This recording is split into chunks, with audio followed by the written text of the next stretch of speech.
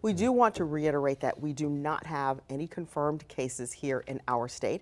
And of course, we want to say thanks for joining us at 5:30. I'm Tracy Townsend. And I'm Scott Light.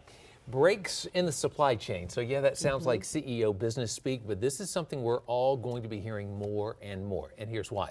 Because those breaks will affect how all of us get the stuff that we use every day. Electronics, drugs, toys, even Hondas that roll off the line here in Ohio.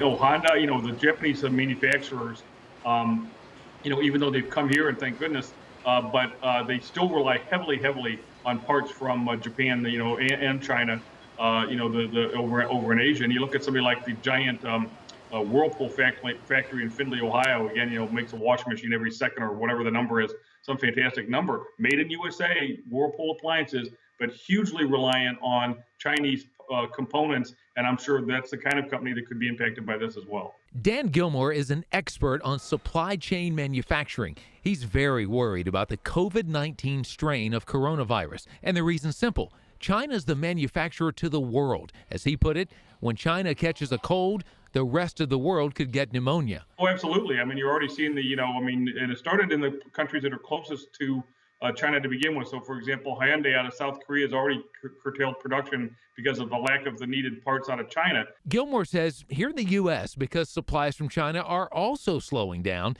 that'll affect what's on store shelves, and soon. It's going to start about the second week of March, which is almost here. People don't understand this sometimes, that even if it's made in the United States, it could be made significantly of Chinese components. And that's going to be seen dramatically in, I'd call, hard goods type manufacturing. That means everything from automobiles to appliances to drills.